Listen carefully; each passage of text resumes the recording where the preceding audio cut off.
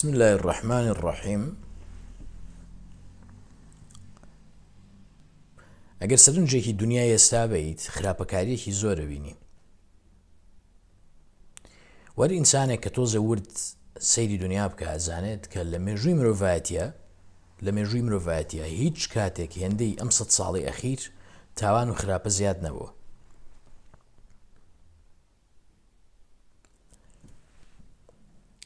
بەشێک لەو کەسانی کەوا ئێستا لە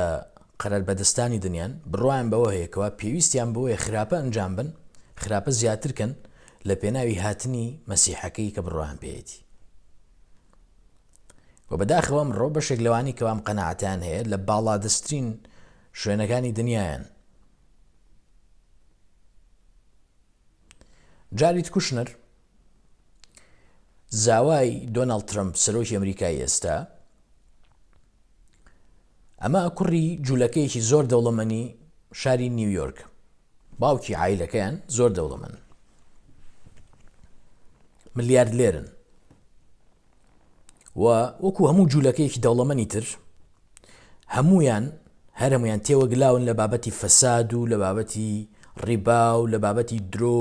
تا ئێستاژ لە محکەمەکانە ئەم بابەتە بەردەوامە. 60% ملیاردلێرەکانی دنیا جوولەکەن، زۆرینەی ملیاردلێرەکانی ئەمریکا جوولەکەن، زۆرینەی ئەو کۆمپانیانی کەوا میدیای دنیا بڕێوە بن جوولەکەن. تەبەن ئەمە هەمووی ڕاستین، ئەمە شتێک نییە من لە خەیاڵی شیعری خۆمەوە بۆ تۆی دەروێنم، ئەمە هەمووی ڕاستین، ڕاستی حەقیقەتی مطلقن، فاکت ینی شتێک نییە باوەڕمان پێ هەبێ و ئەمە فاکتن. بڕۆ ئینسانێک بە حسی ئەتوانێت بیبینێ، بڕۆ سەیری داتاکان کە باشە. بەڵام کارێکیشیان کردووە گەرم ڕاستیانە بڵێ ئەڵێن ئەمە ڕەگەسپەرستیە. یعنی ئەگەر کەسێک بێت ئەم ڕاستیانە بخاتە ڕوو بڵێ بابە ئێوە دنیاتان خوارد، ئاسایی نیە ئەم حاڵەتە، ئەڵێن ناشتیوانێ قەیچێکەوا جوولەکە بن تۆ بۆ ئەمەکی. جاریت کوشنەریش کوڕێشیە لەو ملیاردلێرانەیە. جاریت تەنها ئەوەنە نییە، ئەم گەنجە سەر بە گروپێکی جوولەکەیە کە بڕوای وایە مەسیحی جوولەکە بەڕێوەیە. جاریت بڕوای وایەکەوە مەسیحی جوولەکە بەڕێوەیە، واتە چاوەڕوانن مەسیح بێت. ئەمانە گروپێکن، ئەمانیش لە نیویۆرکن، ژمارەیەکی زۆر لە جوولەکەی دنیا ئینتیمان هەیە بۆم گروپە و جوولەکەکانی تریش خۆشەویستیان هەیە بۆم گروپە. ئەم گروپە بە بەردەوامی ئیش لەسەرەوەکەن کەوا هاتنی مەسیحی جوولەکە خێراترکەن. ئەم جاریدا لە گەنجیەوە ئەندامی ئەم گروپەیە، لە گەنجیەوە، واتە لە تەمەنێکی زۆر کەمەوە. لەو کاتی کەوا لە زانکۆی هارڤارد لە ئەمریکا کە یەکێک لە باشترین زانکۆکانی دنیا خوێندکار بوو، ئەندامی ئەم گروپەیە. و یەکێک تریش لە هاوڕێکانی بێکومان مارک زوکەربەرگی دامەزرێنەری فەیسبووکە. ئەم گروپە قەناعەتیان وایەکەوە مەهدی مەسیحی خۆیان بەڕێوەیە و ئەوان ئیشیان ئەوەیە زووتریکەن، خێراتریکەن. ئەوان پێیان وایە بەپێی ڕێی سەرۆکەکەیان ئەم زەمانە زەمەنی هاتنی مەسیحی جوولەکەکانە.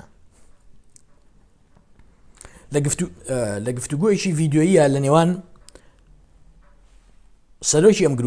گروپە جوولەکەیە لەگەڵ سەرۆکوەزیرانی ئێستای جوولەکە نەتەنیاهۆ،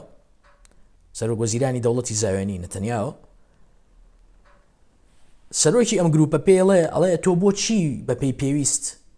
ئەو شتانە ئەنجام مایی کە هاتنی مەهدی و هاتنی مەسیح خێراترەکە، هاتنی مەسیحی ئێمە خێراترەکە. نەتەنیاهۆ ژەڵێ بەڵێنێت، ئەڵێ ئەمە هەرچی پێمان بکرێیکین.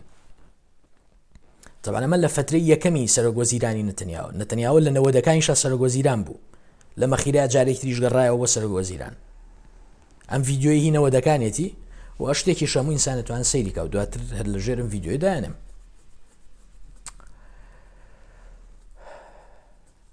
ئەم سەرۆکی جوولەکەیە کاریگەری تەنانیە لەسەر جوولەکەکان خۆیان، بەڵکو لە ئەمریکا هەرکەس بێ بە سەرۆک، هەرکەس بێ بە سەرۆکی شارەوانی نیویۆرک، هەرکەس بێ بە هەر جۆرە لە حاکم ئەبێ سەردانێکی ئەم برادەرە بکە جارێ.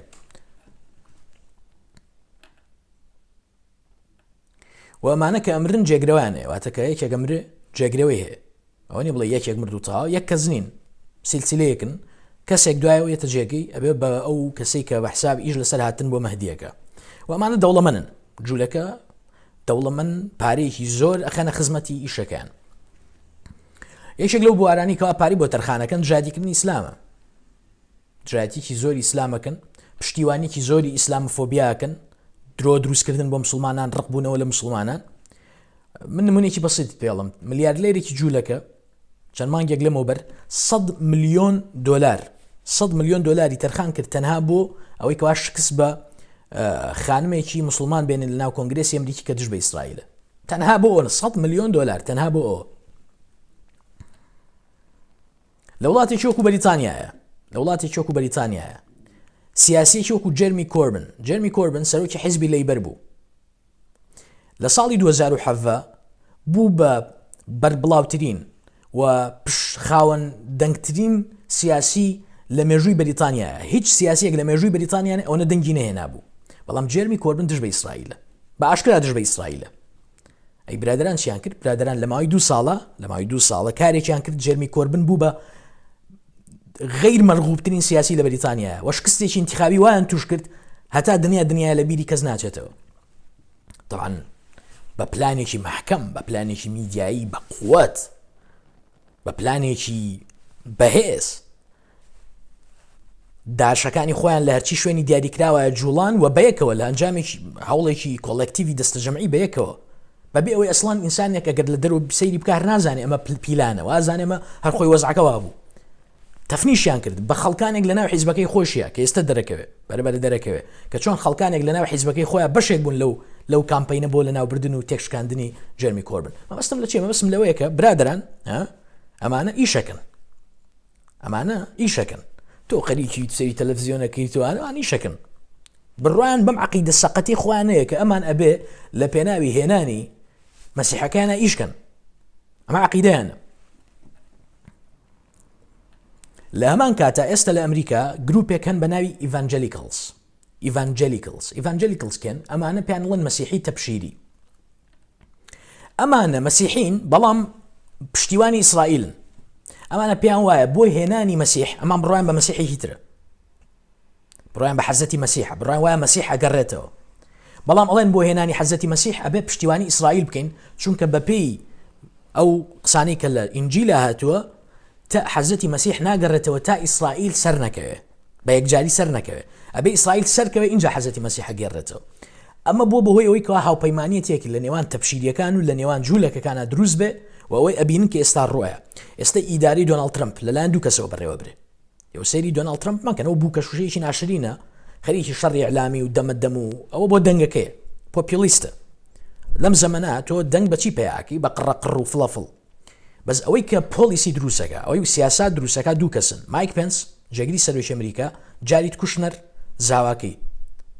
کە پۆستەکەی تەنها ڕاوێژکاری سەرۆکە بەڵام هەموو شتێکی بەدەست ئەم جاریدە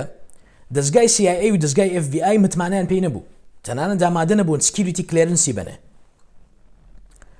سکیوریتی کلێرنس یعنی چی سکیوریتی کلێرنس یعنی ئێمە سیقەمان بە تۆ نییە زانیاری نهێنی وڵاتەکەمان بزانی بەڵام دۆناڵد ترەمپ چونکە سەرۆکە خۆی پێیە دۆناڵد ترەمپ بتوانێت ئەو بڕیارانە بە دۆناڵد ترەمپ خۆی سکیوریتی کلێرنسی هەیە ئەگەرنا ئەوانی کە ئەمریکا بن بەڕێوە زان کە ئەمانە کێن و چین و ئێستا بەیەکەوە ئیشەکەن لەسەر نزیککردنەوەی ئەو خەونەی بڕایان پێێتی طبعا بینیتان چۆن دۆناڵد ترەمپ لە هەموو دنیا کشایەوە دۆناڵد ترەمپ پیاوێکە بڕای وایە ئەبێ ئەمریکا زۆر لە دەرەوەی خۆی نەمێنێتەوە بەڵام تەنها لە ئیسرائیل زیاتر و زیاتر بوونی پایتەختی لە تەلەبیبەوە گواستەوە بۆ قودس کە ئەوە بڕیارێکی یەکجار گەورە بوو لە ڕۆناڵد ڕیگنەوە لە زمانی ڕۆناڵد ڕیگنەوە وعدە درێ بە ئیسرائیل کە ئێمە پایتەختەکەمان لە تەلەبیبەوە گوازینەوە بۆ قودس بەڵام هیچ سەرۆکێکی ئەمریکام تەحەدای نەکرد چونکە قورسم بڕیارە باشە دۆناڵد ترەمپ ئەنجامیە زۆر بە خوێڕیانە ژەنجامیە ئەوکو بڵێ هەر بێباکم لە هەمان کاتا دەستی کرد بە تێکشکاندنی مسلمانان و دابشکردنیان ئێستا بینی جەبهەیەکی مرتەزەقە دروست بووە کە کلکیان بە ئیسرائیلەوە گرێەوە و جەبهەیەکیش دروست بووە کە لەژێر گەماروی ئابن و لیان ئەدرێ و ئێستا جاریت کوشنەر لە ماوەی چەند مانگێکی زۆر کەمە ئەبینن چیەکە لێرە ئەفڕێ بۆ ئەوێ لەوێ ئەفڕێ بۆ ئەوێ توانیوێتی لایانی کەم 7 بۆ 8 ئاعتراف بە ئیسرائیل گەرنتی بکە. ئامانجی جاریت کوشنەر ئەوەی زۆرترین وڵات کە ئاعترافی نەکرۆ بە ئیسرائیل ئاعترافی پێ بکە و ئامانجیەوەی ئیسرائیل پەل بهاوێ بەرەو منتیقەی ڕۆژهەڵاتی ناوەڕاست بە تایبەت نیل و فرات. لەبەرەوە ئێستا لە سووریا کۆمەڵە چەپی مرتەزەقە ئیش لەسەر محکەمکردنی پێگەی ئیسرائیلەکەن، خەبیری ئیسرائیلی، چەکی ئیسرائیلی هەمووی ئەڕوا بەرەو ئێوە، ئیشیان بۆ شوێنانێ زۆر گرنگن نزیکە لە فرات. لە مووسڵ ئەوانی مووسڵیان تێکشکاند، ئێستا ئیسرائیل بە بەرنامە هاتووە لەو ناوچانە شتەکڕێ. تاوانێ ماگەمان لەمە نییە، میلەتەکەی من برسی کراوە، محەممەد و ئەحمەدەکەی من برسی کراوە، مسلمانەکەی من برسی کراوە لە کوردستانە، ئەویش بە پارەیەکی زۆرەوە هاتووە لەو منتیقانە خەریکی شوێنکڕینن، خەریکی جێگەکڕینن بە ناوی جیاوازەوە. هەنێکیان بە ناوی ئێمە کۆنە جوولەکەی کوردین هاتووینەتەوە، هەنێ بەم ناوەوە، هەنێکیش بە ناوی ترەوە، بە ناوی جیاوازەوە، بە ناوی ئەمریکیەوە، بە پاسپۆرتی ئەمریکیە، بە پشتیتر یەن لەو منتیقانە خەریکی شتکڕێنن. و بەرەبەرە ئەو پلان دەستی پێکردو بەتەمان ئێستا لە ئەبوزەبی گەورەترین باڵیۆزخانی ئیسرائیل لە هەموو دنیا لە ئەبوزەبی بکرێتەوە. هیچ معنایەکی نییە ئەبوزەبی چیەوە گەورەترین، بەڵام نا پلانەکە ئەمەیە. ئیسرائیل بڕای بەمەیە، بڕوا ئازیزان، ئیسرائیل بڕای بەمەیە. ئێمە فەقیرین، ئێمە من چی بکەم؟ یعنی ئێمەی مسلمان تۆسێک وازمان لەم بابەتانەیە ناوە، گرنگ نییە بەلامانەوە. ئەڵین بابە تیۆری موئامەرەی و فشێ و بابە خۆتان بە دنیا و مەزغاوس فشێ خۆتان خەریکی جەو بن، جەوی خۆتان وەرگرن، کاکە دنیاکە خۆشەوە نش خراب نییە. بەڵام لەولاوە ئەو وابیر ناکاتەوە. ئەوەی ئێستا قیادەی دەوڵەتی ئیسرائیلەکە قیادەیەکە کە بڕای وایە مزگەوتی ئەقسا ئەبێ بڕوو خێنرێ و ئەبێ هەیکەلی داود تیا دروست کرێتەوە. ئەم قەناعەتەی هەیە. ئێمە چی بکەم لەمە کاکە؟ من چی بکەم لێ؟ حەزمەکردوانە وایە، حەزمەکردمان دانیشتینە جەمان خۆش بووە، بەڵام قیادەیەکەی لە ئیسرائیل قەناعەتی وایە ئەبێ عالم بیپەرستێ. طبعا بۆ هەر کەسێک کە بڕای وایە بە خزمەتکردنی ئیسرائیل ئەبێ بە هیچ یۆ بگرن. جوولەکە لە عەقیدەیانە هەرکەس جوولەکە نەبێ و بەنی ئیسرائیل نەبێ بە مانگایشی نازانن، بە بەشەری نازانن. ئەوان بەخۆیان دەڵێن گواییم، جوولەکە بەخۆیان دەڵێن گواییم بە غەیرە جوولەکەڵن جنتایلز، یعنی وشەیانێ وشە. ئێستا مەڵێن کورد و غەیرە کورد، وانە غەیرە کورد بە بەشەر دەزانین، کەسێک نییە لەناو کووردا بڵێ بەس کورد بەشەرە. ئەوان لە عەقیدەیانە، لە بوونیانە، لە ژیانیانە، مناڵەکانیان کە گەورە پێیان دەڵێن تۆ گواییمی غەیرە جوولەکە جنتایلە. جنتایل پیسن، نە زەواجیان لەگەڵاکەی نە لەگەڵ یانە ئەبی نە ئەوا گەورەیەکر. ئەمە بێت تۆ بێ خزمەتکاری بی، ئەمە بێ خزمەتکاری بی. لەوەرە ئەبینن کە ئەو فاشی لە فەڕەنسیەکە فەیلە قوسە فەڕەنسیەکە کە هات بۆ کوردستان، ئەوەی کەوا زەربەیەکی لە کوردستانی ژیا بە غەڵەتکردن بە ئێمە کە لەگەڵ بەچکەکانیان دانیشێ، چۆن لەگەڵ یانە دانیشێ، بە چی ئەخلاق و تەسەڕوفێت، چکە جوولەکەی خۆی زۆر لە تۆ بە مهمتر دانێ. تاوان پێت ناڵێت چکە زانێت تۆ ئەحمەق یەگەرم قسەت پێ بڵێ تووڕە ئەبی و هەڵەسیتەوەڵی بابا منیش بەشەرم، بەس هەموو بوون و ژیانی ئاوایە، مامەڵی لەگەڵ تاوایە. ئێستا برادرانە خەریکی ئیشکردن. ئازیزان ئەوەی ئێمەی مسلمان و باوەڕدار لە جوولەکە و مەسیحی جیا کاتەوە ئەوەیە. ئێمەش بڕوامان بە هاتنی مەسیحەیە، ئێمەش بڕوامان بە مەسیحی دەجالەیە، بڕوامان وایە مەسیحێکی ڕاستەقینە بەڕێوەیە، بڕواشمان وایە مەسیحێکی دەجال بەڕێوەیە. دەجال یعنی فیک، یعنی درۆزن، باشە؟ the false messiah. بڕوامان بەردووشیە. یەک فەرقی گەورە کە ئەمە زۆر گرنگە گەنجی مسلمان بیزانێ. ئێمەی مسلمان، ئێمەی باوەڕدار، باوەڕمان وانییە لە پێناوهێنانی مەسیحە، لە پێناوهێنانی مەسیح و ڕۆژی دواییە ئەبێ خراپە بکەین. نا، بەعکسەوە ئێمە پەیامبەرەکەمان فەرمانی پێکردوین کە خۆمان بپارێزین لە خوای گەورە لە فیتنەی مەسیحی دەجال. ئەبێ ڕۆژانە ئێمە لە تەحیاتە یەکێک لەو پاڕانەوانە یەکین ئەوەیە خۆ بمان پارێزە لە فیتنەی مەسیحی دەجال. ئێمە بێ دوعای بکەین. پەیامبەر خۆی کردوێتی، خۆی ترساوە لەوەی ڕۆژێک بگا بەم فیتنەیە، ترساوە لەوەی هاوڵەکانی بیبینن، چونکە فیتنەیەکی یەکجار گەورەی ئازیزان. ئەمە قسەی زل و ئەوانە نییە، ئەمە مەوزوعی تەحلیل و دیبەیت و شرۆڤ و بەڕای من وانە نییە. فیتنەیە کە بەکە ئینسان بە ئاسانی تیا دەرناچێ. هەر تۆ لەم ڕۆ سەیریکە لە نمایشێکی بەسیط ئەم حاڵەتەوە سەیریکە کە تۆ چۆن وڵاتێک پارەی ئێنێ، وڵاتێک گەمارۆوە خەنە سەری. باشە تۆ لە وڵاتێک کابی گەمارۆ خەنە سەری پارەت نەمێنێ، برسیبی چیەکەی؟ کوراڵی بابم ئەمریکایی چی ئیسرائیلی چی با قوربانی هەمووی بم، بەس با شتێ وەرگرم و بژین، تۆزە بژین. ئەوەشی کە پارەی ئەێنێ معزز و مکەڕەمە ژی و ئەیبینی هەرچەند هەر گەندەڵ و دزن و کەس خۆش ناژی، بەڵام لایانی کەمۆک و قوربەسەرەکەی تری نایە کە دەرمانیشی نیە، هیچی نییە. هەر لێرەوە دەست پێ بکە کە بە ماجموعەیەکەڵەن ئێوە بۆ جەهەنەم بە مەجموعەی کەڵن ئێوە بۆ باشتر لەم شتە بەسیتەوە دەست پێ بکە کە هێشتا هیچ نییە ئەمە هەر هیچ نییە ئەمە بەرکوڵەکەیشی نییە ئەوە ئەگەر بگەی بە منکڕەکەیە بە چی بێ لەبەرەوە فیتنەیەک جار گەورەیە مرۆڤ ئیمانی هەموو شتێکی لە خەتەرە ینی ئەکرێت کە ئەسا من ئەم قسە زلانەیەکەم لەو ڕۆژەیە لە فیتنەکەی دەرنەچم نەک ئەکرێ احتیمالی لە سانەوەی زۆر زیاترە ئێمە مسلمان خۆمانە پارێزین لە دوعاکانمان ئەڵێن خوایە گیان نەمانگەینی خوایە گیان لە ئەمانە لە فیتنەکەی ئەگەر گەیشتیشین سەرکەوتومانکەی ئەترسین لەو ڕۆژە ئێمە ئەترسین بەڵام جوولەکە و مەسیحی ئیڤانجلیکاڵ بەنەوع یەکتر بیرەکەنەوە ئەوان ئەمان ئەڵێن نا مەسیح بەڕێوەیە بە مەسیح بهێنین و یەکێک لە ڕێگەکانی هێنانی مەسیح بریتە لە خراپکردن لە زەویە چونکە مەسیح نایەت تا خراپەکاری نەگاتە لووتکە و تا ئیسرائیل نەبێ بەخوای خەڵک لێی نەترسێ خەڵک ڕووی تێنەکە تا ئەو کاتی وای لێنێت و ئیسرائیل بەناو شەرقی ئەوسەتا بڵاو نەبێتەوە مەسیح نایەت ئەمە لە باوەڕی ئەوانە لە باوەڕە ساقەتەکەی ئەوانەوەیە کەوابوو هەموو شتێکەکەن کە تۆ ئەمە عەقڵەکەت بوو ئەمە باوەڕەکەت بوو لە دینەکە تا ئاوان وسرا بوو چیەکەیت هەموو خراپەیەکەکی بۆی مەسیح بێت ئێمە وا بیر ناکەینەوە ئیسلام ئاینێکی پاکە ئاینی ڕاستەقینە بەما ئازانی ئیسلام ڕاستەقینە ئیسلام کەڵتێک نییە ئیسلام ترایبێک نییە ئیسلام عائیلەیەک نییە ئیسلام دینی ڕاستەقینەیە بە تۆ ئەڵێ ئەگەر قیامەت هەستا و دارێکت بەدەستەوە بوو بینێژە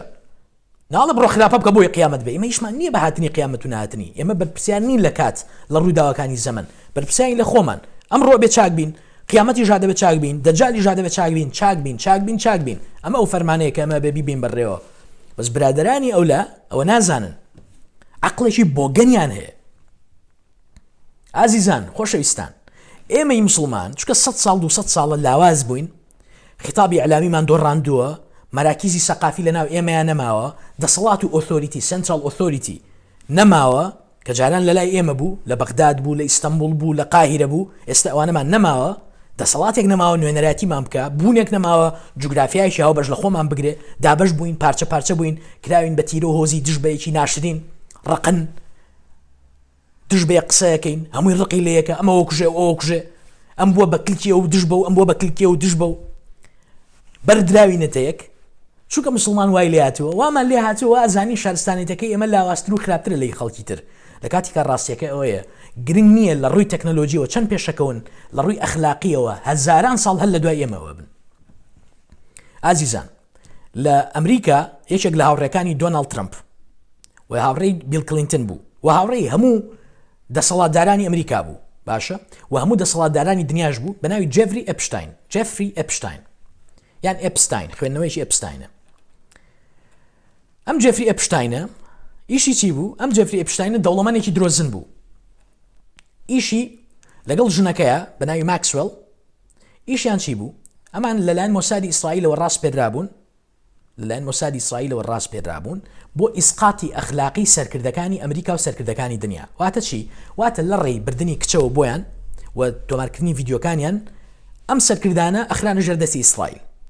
بەڵام بابەتەکە تەنها بردننی کچ نەبوو واتە کچێکی ئاسایی تۆ ژنێک باشە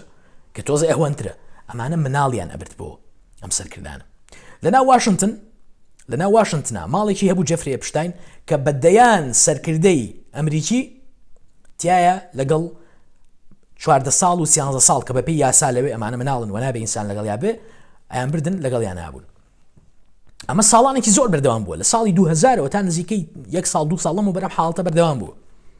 و ئێستش بەردەوامە تەبان ئەمە ئێمە شتێکیان پێ پیشان ناین بۆی خەڵک وەبزانێ حەل بووە نە عائلەی کلینتۆن عائلەی ترامپ عائلە بەهێزەکانی دنیا بە عائلەی شانشینی ئێرەشەوە بەریتانیاشەوە پرینس ئەندرو باشە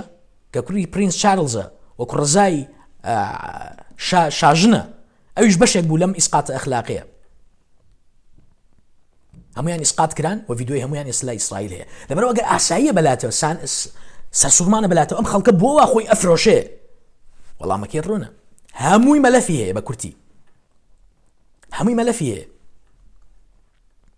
بەڵام لەکوێوە سەیریکە ئەم شارستانێتە درۆینەکە لە ڕێی میدیاکانیانەوە بە تۆی پێپشانێن ئێمە چەند مهمین ئێمە مافدۆستین ئێمە مرۆڤ دۆستین ساگەکانی خۆشیان بەرراوەتە کۆمەڵگەکانی ئێمە بۆی خێزان لەناو ببن چونکە وەکوتمان ئەوان بڕوایان بەوە هەیە کەوا ئەبێ خراپەکاری بڵاو بێتەوە ئەوان بڕوایان بەوە ئەبێ خراپەکاری سەرتاسەی زەوی بگرێتەوە بۆی مەسیح زووتر بێ لەبەرەوە کە ئەبینن لە کوردستان لە وڵاتانی مسلمان هێشتا خێزان ماوە ڕاستە زەربەی لێدرێ ڕاستە لێدرێ ڕاستە بێ ئەخلاقی بڵاو کراوەتەوە بەڕەڵایی بە ئاسایی بڵاو ئەکرێتەوە پشتیوانی ئەکرێت لەن خەڵکانی وڵاتانەوە خەڵکی بەدەسەڵاتیەوە بەڵام هێشتا ئازان ناخێزان هەرماوە زۆرین هەر چاک لەبەرەوە ئەمە ئازاتیانە ئازاریانە ئازار ئێستا هاتوون بە ناوی جیاوازەوە مافی مرۆڤ مافی هاوڕەگەزبازی مافی خۆشەویستی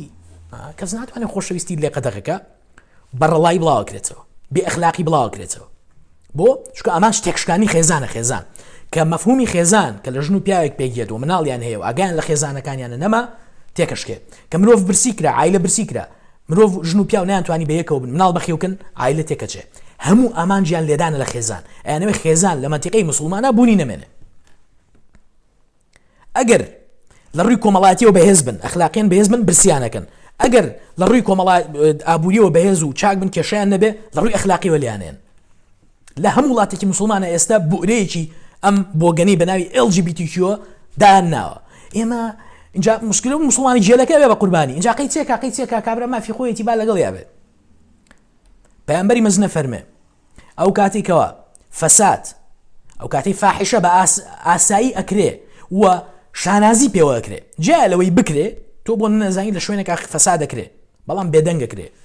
بە وەکوڵێ لە دووری چاوی خەڵکەکرێ تا ئەو کاتی بە ئاشکرا ئەکرێ کەسێکی بە شانازی وەڵامە کردم من ئاواکەم من ئاوام ئەبێ بە شانازی ئەو کاتی ئەوە ڕوویە خۆت حازر کە بۆ نەکبەتی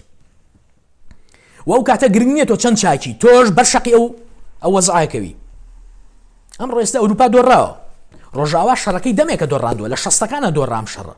لەگەڵ هیپیز موڤمنت لەگەڵ هاتنی هیپیز موڤمنت ئەم شەڕە دۆڕان بەس وڵاتانی مسلمان هێشتا ماوە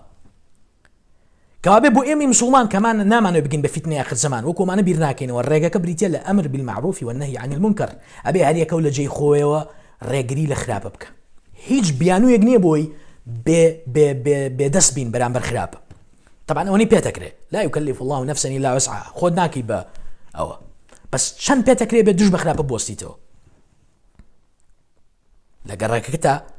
خراپە ئەکرێ مەڕە بڵێ ئەی حکومەت بۆ نایە حکومەت واز لە حکومەت بێنە خۆت ئەمر بالمعروف و نەهی لە منکەر بکە چونکە هەتا ئەو کاتەی لەناو کۆمەڵگەیەکە ئەمر بالمعروف و نەهی لە منکەر هەیە ئەو کۆمەڵگەی پارێزراوە ئەمە ڕاستیە ئەمە وعدێکی خواییە تا ئەو کاتەی نەهی لە منکەر ئەکرێ ئەمر بالمعروف ئەکرێ ئەو کۆمەڵگەیە پارێزرێ تەنانەت ئەگەر گەشتی نەفیتنەی آخر زەمانیش دەجالی ژاد ئەو کۆمەڵگەی هەرە پارێزرێ خوای گەورەی کە بە طائفەة المەنسوورە ئەوانن کە سەرەکەون بەسەر دەجالە ئەوانن کە شوێنی عیسای مەسیحەکەون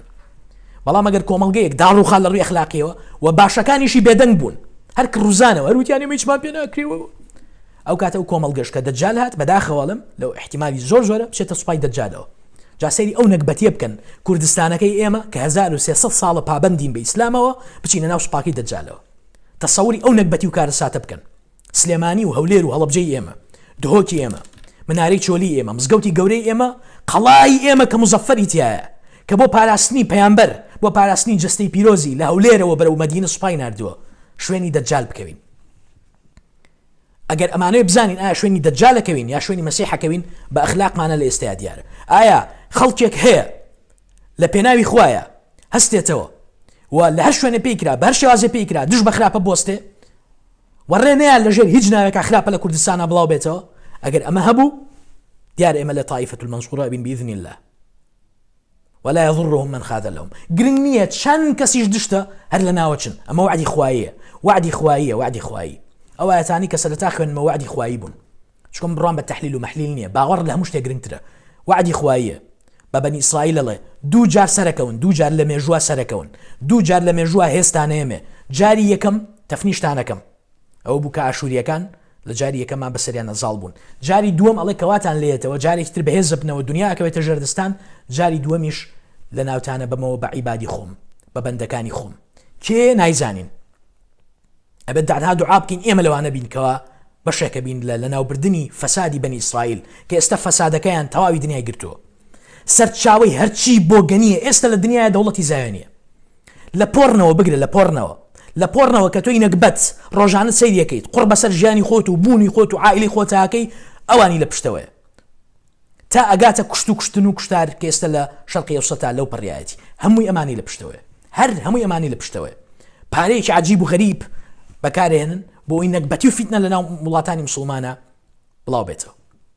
بەداخەوە ئەو کەسانشمان تۆزە عەقلیان بەکارهێنن، تۆزە لە ئەهلی عەقڵن، ئەوە نە تەعقیلەکەن، ئەوە نە تەحلیلەکەن، هاتوون ئەڵێن نەکاکە تۆ سەیری کە خەتاکە خەتایوانی خەتای خۆمانە. بێگومان مرۆڤ خۆ ئینی مرۆڤ کەسی تریژ نەبێ خۆی کێشەی هەیە، بەس تۆ بۆ نابینی بۆ کێشەکان بەم نەوعەن، بۆ حاڵەتەکان جاری وایڵی باشە بۆ چارەسەر ناکرێ، شتە زۆر ئاسانە چارەسەرکرێ، بۆ ناکرێ.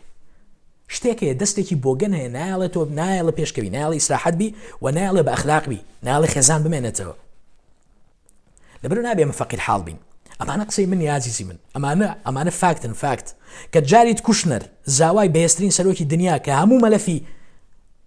بواری دەرەکی پێدراوە، کە پێنس جێگری سەرۆکی ئەمریکا دووەم گرنگترین ئینسان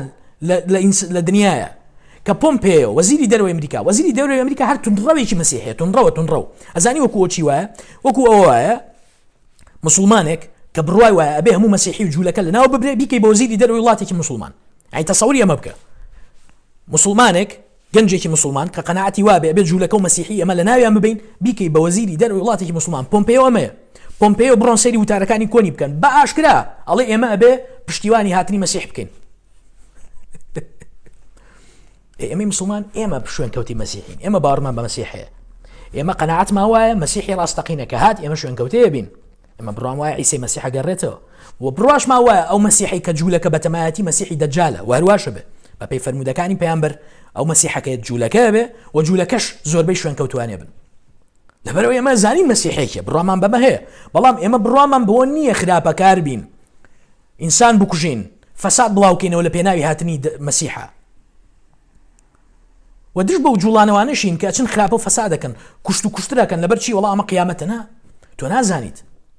ئەو ڕۆژەی کات خوای گەورە ڕوونیەکاتەوە کە ئەمە چییە و چی نییە. بەس تۆ ناکرێت سە بچی خراپە بڵاوکەیتەوە، خراپەکاری بکەیت، کوشتن و خوێن ڕێژی بکەیت، چون خوێن ڕێژیەکێکە لەو شتانی کەوا مەسیحەیەنێ. وەڵامە چێ من مەسیحمەوێ. ئێمە مسلمانین باوەڕدارین لە هەر لەحزەیەکە ئاکرێ بگەڕێن و بەلای خوای خۆمان، ئێمە بەرپرسیارین لە ئاکتی خۆمان. بەڵام ئەبێ ئەمەش بزانین کە فیتنەی سەیر و سەمەرە بەڕێوەیە. ئێستا دنیا لە حاڵەتێکە وەکو وەزانن، دنیا لە حاڵەتێکە کە فیتنەکان دەستیان پێکرد حاڵەتەکە گۆڕێ، دنیا نەوعێکی ترە بێ، باڵانسی هێز نەوعێکی ترە بێ. لەبەرەوە خۆشەویستانی من، ئازیزانی من، ئێمە باوەڕمان بە وعدی خوایی هەیە، بە وعدی ڕەبانی هەیە، وعدی کە لە خوێنمەوە لە قورئانی پیرۆزە. ئێمە چاوەڕوانی وعدەین و وعدەیەتە دی. ئەم وعدە لە هەزاران تەحلیل بەقوترە، لە هەزاران وڵات بەقوترە، لە هەزاران دەسەڵات بەقوترە، خوا لە هەموو ئەمانە بەقوترە. بەڵام ئێمە بەلای خۆمانەوە ئەرکی خۆمان بەجێبێنین کە تۆ ڕێگری لە خراپەکەی تۆ بۆ خۆتیەکەی. بۆچیەکەی؟ بۆی ئەگەر ئەمڕۆ ئەم کارەکەی ڕێگری لەوە بکەیتەوە مجتەمەعەکەت کۆمەڵگەکەت بێ بە قوربانی فیتنەی دەجال، بۆی چاکەتیا بەربڵاو بێ، خراپەکاری تیا بەربڵاو نەبێ. ئەگەر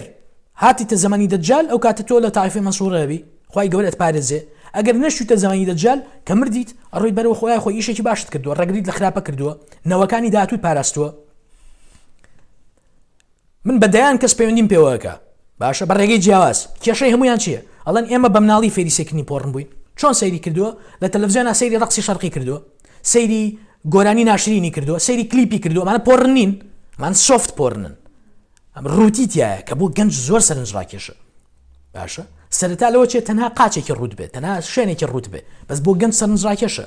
بەڵام ئەمە بووە بەهۆی ئەوەی کەوا یەک وەکو زنجیرەیەک گەیاندوێتی بۆ پۆڕنی کە ئێستا سەیریەکە. جەنابیش تەلەڤیزیۆنێکت داناوە لە ماڵەوە، وازانی زۆر مهمی، هەموو خەمت ئەوەیە کەوا تەلەڤیزیۆنەکەت مۆدێلێکی بەرز بێ. بۆچی؟ بۆی چوار سەرسەری بڵن وەڵام تەلەڤیزیۆنەکە جوانە، سوودی چی یانی؟ با بەهێزترین و باش بەرزترین مۆدێل بێ کە مناڵەکەت فەوتا چی لە یەکەی؟ چی لە یەکەی؟ یعنی لەو شتە بەسیتەوە بگرە. لە ماڵەکانی ئێمە ئێستا کەناڵەکانی دەجال، ئەو کەناڵانەی ئیش لەسەر هێنانی دەجالەکەن، برۆدکاستەکەن 24 ساعات. ئەمە معقولە؟ یعنی تەسەور کە تەسەور تۆ ئاوا سەیریکە، معقولە لە ناو ماڵەکە تا 5-6 پیاودا نابێت کە دژایەتی خۆ پێغەمبەر و ئاین و ئەخلاق بکەن. ئەمە ئەوەیە. تۆ تەلەڤیزیۆن چییە یعنی؟ ئەم کەناڵە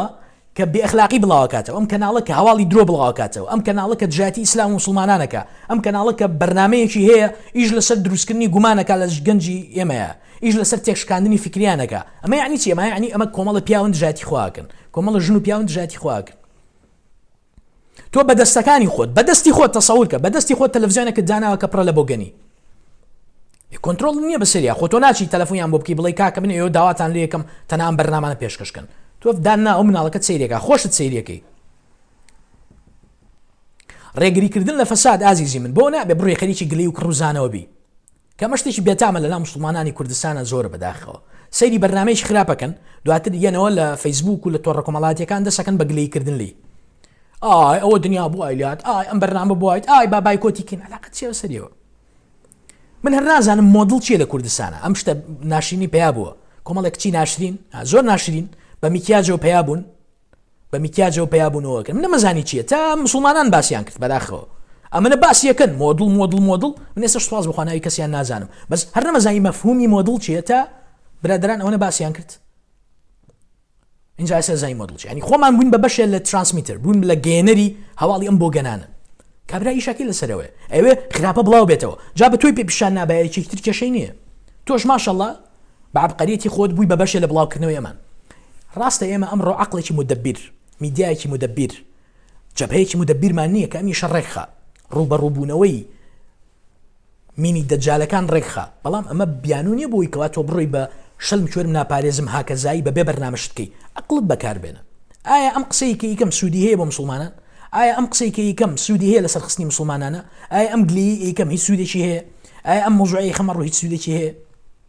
ئایا بێجگە قسەکردن لە فەیسبوک ئەتوانم شتێکی تریش بکەم بۆچی دانیشتوم لە فەیسبوک و لە تۆڕە کۆمەڵایەتیەکان ڕخنایەگرم ئایا ئەتوانم شتێکی تر بکەم ئەتوانم لەگەڵ پێنج گەنجا کۆ بمەوە ڕێکخراوێ دروستکەم بوونێک دروستکەم گەڕەکەم پارێزم سەرەتا کاکە بەس گەڕەکەمان پارێزین هیچی تر نا تو ئەز لە شار و لە لادێ و لە دەوڵەت بێنە گەڕەکەکەی خۆت بۆ ناپارێزی بۆچی لە فەیسبوک گلەی یەکەی لە کەناڵێک و لە نازامچی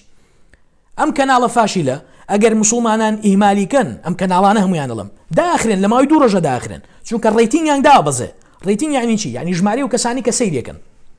کە ڕێیتینگی دابەزی 50 کە سەیری نەکرد خۆی قوڵفەیە لە دەڕابەکەی دایخە بەس ماشەڵڵا لایەوەی سەیرێکە مسلمانە هاوتی باوەرە با کوڕما تۆزە تفیلەکەین بە ناوی تفلێکردنەوە بە ناوی دژایەتیکردنەوە هەمومان دانیشتین سەیری کەناڵی ئەهلی فەساد دەکەین ئەمە نەکبەتیە کەناڵی ئەهلی فەساد ئەبێ فڕێ بدرێن چونکە هەمووی بۆگەنە هەر تەنانەت ئەگەر بە ئامانجی وەڵامدانەوەش سەیریانکەی بۆنی بەسەرتا من ئێستا بە هیچ شێوازێ توخنیان ناکەوم چکە بۆنیان پیس ناچم سەیریان کەم بڵم بزان مەڵەن چی هەر ناچم بەلایەنە نامێ بزام چین و ئەوەنەش عەبقەری نین کە من ئیشم بەوە ببزانم کێن مینی دەجالەکانی کورد ئاستی ئایکیویان ئاستی تێگەشتیان زۆر لاوازە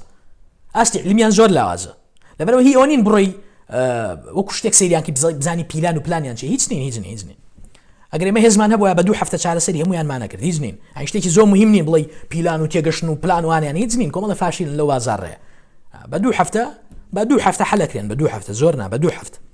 بەڵام هێزەکە نیە پارەکە نیە لەبەرەوە بەربوونەتە گیانی و خەڵکە و خۆیان لێکردوین بۆ تا ئەو کاتی کەوا هێز و دەسەڵات لای تۆ بێ ئیهمالیان کە بە بەرنامە ئیهمالیان کە با لە تەلەڤیزیۆنەکان تا یەک دانە کەناڵی ئەوانیتیانە بێ یەک دانەشیتیانە بێ یەک دانە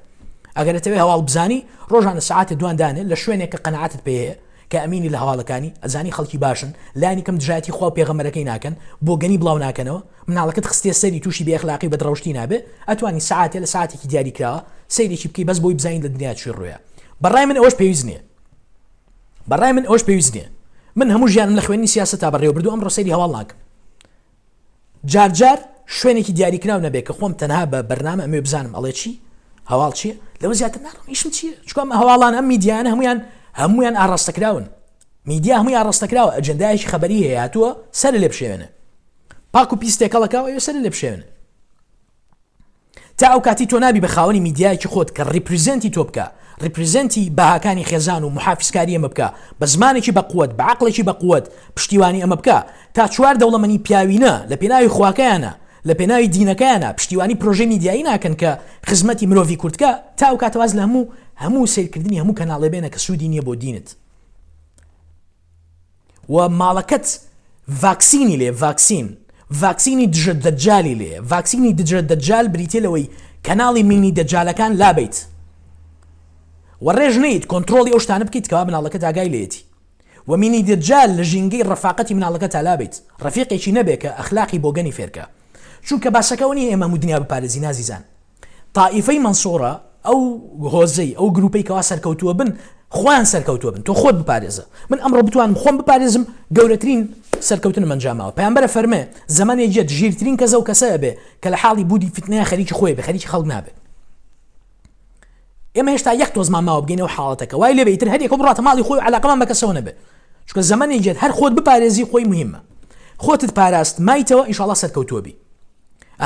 لە هەنێک لەو فلیمانی باسی کۆتایی دنیاە باسی کۆتایی دنیاکەن هەنێ فلیمەکانیان لە چکەمانە خۆیان هەر لە ئێستا و سیناریۆی بۆ داڕێژن خۆیانی بۆ حەز دەکەن لە کۆتایی دنیاە حاڵەتێک ڕوئەیە هەموو کەس دەچێتەوە ماڵی خۆی کۆمەڵێک کەسی کەم ڕزگاریانە بێ ئەو کۆمەڵە کەسە چێن ئەوانن کەوا باش خۆیان محکەمەکەن خۆیانە پارێزن دوورەکەونەوە لە هەموو کەسێکی غەریب چکە تۆ نازانێ ئەم غەریبە دژ بە تۆیە لەگەڵ تۆیە لەم زەمانە وای لێ هاتووە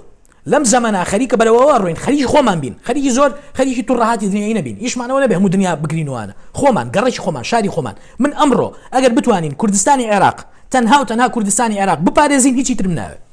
بە کورتی بە مختصر یڵم ئەمڕۆ ئێمە بتوانین تائیفەت المەنسوورە لە کوردستانی عێراق بپارێزین کۆمەڵگەی خۆمان لە کوردستانی عێراق بپارێزین هیچی ترم ناوێ هیچی ترم ناوێ هیچی تر تەنها کوردستانی عێراق جەبهەی کوردستانی عێراق بەرامبەر مینی دەجالەکان لەدەست نین هیچی ترم ناوێ خۆ ئەسڵەن خەونێکی زۆر زۆر گەورەیە بەڵام بۆ یەکێکی ترمان با خەونەکە شارەکەی بێ با گەڕەکەکەی بێ با ئەوەی بێ تا پشتیوان بخوا لەم حاڵەتەن ڕزگارمانە بێ و ڕۆژێک جێت چکە وعدی خوای بەڕێوەیە ڕۆژێک جێت کە ئەبین بە بەشێ لەو سوپا بەهێزەی کەوا ڕوات بەرەو قودس جا تەسەورکەن لەو عەزەمەتە تەسەوری ئەو عەزەمەتەکەن کەوا سوپای باوەڕداران لە دنیاە بەرەو قودسەکەوێتە ڕێ کەوتنە ڕێ بەرەو قودس تەنار ڕۆشتن نیە بەرەو شوێنێکی جوگرافی ڕۆشتنە بەرەو بقعی ڕۆحی پایتەختی ڕۆحی لە دنیا پایتەختی ڕۆحی لە دنیا قودسە ئەنبیا لەوێن بۆیە پەیامبەر کە ویسترا ببرێ بەرەو ئاسمان لەکوێوە برە إلى المسجد الأقصى سبحان الذي أسرى بعبده من المسجد الحرام إلى المسجد الأقصى الذي باركنا حوله أما منطقة مبارك راوة وسنترو بايتختي الروحية للدنيا بايتختي الروحي دنيا عسمان ليرو ما ملاك بيامبران ليربون لبروا كإمي باورداران كو بين ولو سبايا أروين برو قدس رزقار كردني بايتختي الروحية للدنيا بيش أم جارك يكردي صلاح الدين كردي بيجو يكردي عمر كردي إيشتر زمني أما هاتوتو ئێستاش زەمەنیەوە هاتووەتەوە بەڵام بۆ ئەوەی مؤهل بین بۆ ئەوەی لە تاقیکردنەوەکە لە کوالیفیکیشنەکە تێپەڕین ئەبێ خۆمان چاک ئەبێ جارێ خۆمان چاک بین ئەو سوپایە بۆ کەسانێکی لاواز نابێ بۆ کەسانێک ناوێت لە ڕووی ئەخلاقیەوە تێکشکاون ئەبێ جارێ خۆمان لە ئاستی شخصی خۆمانە خۆمان پارێزین هەموو ئەو باسی ئالوودەبوونانە من کردم خۆ بۆ مەزوعی خۆشی نییە نیشم چیە بۆی تۆ لە ژیانی تایبەتی خۆتا چیەکەی بەس ئەخلاقمان کە پاراست لەگەڵ خوا پەیوەندیمان ڕێخستەوە خۆ پیسەکانمان فڕەیە ژیانی خۆمان ڕێخستەوە مؤهل بین بۆ ئەوەی ئینشاء الله خوای گەورەی یارمەتیمان بە بین بە بەشێک لە سوپای محەممەدی بین بە بەشێک لە سوپای مەهدی بین بە بەشێک لە سوپای مەسیح و بەرەو ڕزگارکردنی پایتەختی ڕۆحی دنیا بڕۆین کە قودس ڕزگاری بۆ عەدالەت لە دنیا ئەچەسپێ بۆیە خوای گەورە فەرمێ لە دوای بردنەوەی مەسیح عەدالەت لە هەموو دنیا ئەچەسپێ چونکە قودس ڕایەڵی ڕۆحی دنیاە قودس وەزعی باش بێت دنیا وەزعی باشە لە قودس عەدالەتە بێت لە دنیا عەدالەتەیە قودس داگیرکرا و مەزلوم و نەکبەت و فەسادیایە بێ لە دنیاە فەساد بڵاو بێتەوە ئێستا لە قودسە ئیسرائیل بە پشتیوانی ئەم LGBT بۆ گەنەیەەکە هاوڕەگەز بازیەکە لە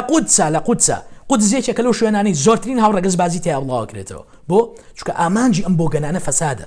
ئەمانە بوونیان فەسادە ئەمانە بڕوان وایە ئەمانە پێیان وایە خۆیان گوایی من ئەمانە خۆیان پێیان وایە ئەمانە شعب الله المختارن ملەتانی تر هەمووی بۆ گەنن هەمووی هیچن هەمووی خزمەتکارن لەبەرەوەڵەن لە ناویان بن خوێنیان هەموو شتێکیان حەڵاڵە بۆتان لیانن لەبەرەوە بینی ئەمانە دڵیان ناجوڵێ ئەو تا ئێستا ئیسرائیلتان بینیوە دڵیان بۆ شتێ بجوڵێ ئیسرائیلێکتان بینیوە دڵی بۆ کەس بجوڵێ جۆ بە کەس نان ڕقێکی پیسیان تیا ڕقێکی پیس ئێوە جوولەکە نشینەکانتان بینیوە جوولەکە نشین سێتڵەر یعنی سەرکە لە ناوان کورد و تورکا کێشە هەیە بەداخەوە کێشە دروست بووە لە ناوان گوندیەکی کورد و گوندێکی تورکا تۆزە کێشەیە عەرەب و کورد کێشیان دروست کردووە کورد و ئێرانی کێشیان دروست کردووە عەرەب و تورک کێشیان دروست کردووە بەڵام کێشەکانی ئێمە کێشەیەک نین حەل نەکرێن سیرەکی نەگەشتووەتە ئاستێک لە ڕق حەل نەکرێ والله جاری وایە بە یادخستنەوەی ئاەتێک شتەکە تەواو بێ بەڵام سەیری سێتڵەرەکان بکەن جویش سێتڵەرز ئۆردوگانشینەکان ئەوانی کە براون لە ناو منتیقە فەڵەستینیەکان دانراون چەمان ئەمانە خۆیان پیان وایە ئەمانە نوێنەرایەتی جوولەکەیەکەن لە دنیاە سەیری ئەو ڕقەکەن کە ئەچن پەلاماری فەڵەستینیەکانیان شتی پیسەکەن یان پەلاماری مناڵیانێن تفیان لێەکەن عەزێتیان شتەکە زۆر پیسە ڕەگەزپەرستی نییە ڕەگەزپەرستێکی ئاسایی ئێستا ئەوروپی ڕەگەزپەرستن هەڵەن ئێمە سپی پێستین ئەمانە ناشرینن ڕقێکیان لە دڵایە بەڵام ڕقێکی زۆر کۆمپلیکیتد نییە. جوولەکەوانین ڕقێکیان لە ناخایە تەسەور ناکەی. لەبەرەوە لە قورآنی پیرۆز ئەم قسە خۆ لە خۆمەوە نایکم. لە قورآنی پیرۆزا فەرمێ چی لە ئایەتەکەیە ئەشەد عەداوە کێن ئەشەد عەداوە بۆ مسلمانان للذین ئامەنوا کێن یەهود ئەشەد عەداوەن بۆ مسلمانان زۆر ڕقیان لە مسلمانانە. لە زەمانی پەیامبەرا ڕق دڵیان تەقی بوو ئازیزان و ئەم دڵتەقانە شتێکی مێژوویتیایە. یەهود بەتەما بوون کەوا پەیامبەری کۆتایی لەوان بێ بەڵام پەیامبەری کۆتایی لەنەوەی ئیسماعیل بوو نەک لەنەوەی ئیسحاق. یەهود بەنی ئیسرائیل لەنەوەی ئیسحاقن. ئیسماعیل خوای گەورە وەکو حکمەتێک لەنەوەی ئەو هیچ پێغەمبەرێکی نەنارتا محەممەد درودی خوای لەسەر بێ. ئیسرائیلەکان بەردەوام بەتەمای ئەوە بوون کەوا پەیامبەری کۆتایی ئەخیر ئەوەی کەوا مەسیح وعدی پێیاوە ئەو بێت کە محەممەد هات قبولیان نەبوو شێت بوون دڵیان تەقی بوو. لە قورآنە تاوان ڕیکۆرد کراوە لە قورآنە ئەو ڕقە پیسەی ئەوان ڕیکۆرد کراوە ڕقێکی یەکجار زۆریان لە محەممەد بوو درودی خوای لەسەر بێ. حتا کە محەممەد درودی خوای لەسەر بێ ڕۆژ بەرەو شام لەوێ پێیان وچی ئەو کاتە هێشتا پێغەمبەر نەبوو مناڵ بوو بە ئەبوو تاالبیان وچی وتیان بیپارێزە ئەم کوڕە داهاتووی هەیە و ئەکرێ جوولەکەکان بیکوژن چونکە جوولەکە ئەگەڕان یانویست ئەو کەسەی ئیلا لە خۆیان بێ کە محەممەد هات کەنەوەی ئیسماعیلە ڕقێکی زۆر دڵی گرتن و دژایەتێکی زۆریان کرد لە مەدینەیە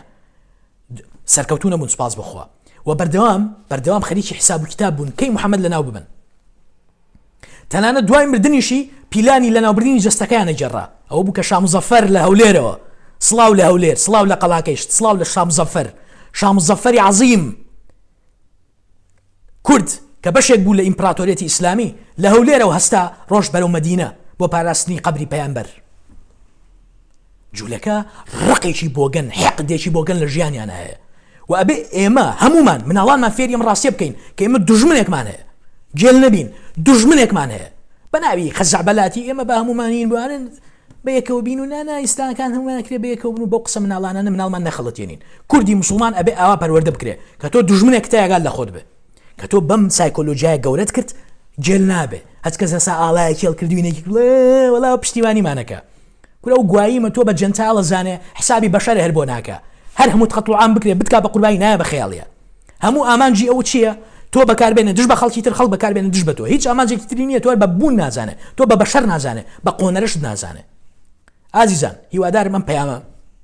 ئاگادارکردنەوەیکی پێویست بێ کە ئێمە چۆن خۆمان بۆ ئەو مەرحەلەیە ئامادە بکەین. ئێمە مسلمان و باوەڕدار بەتابەت کوردی مسلمان ناتوانین خراپ بەکاربین ئێمە هەر باشەکەین خوای گەورە ئەمڕۆ چی پێوتین هەرەوەکەین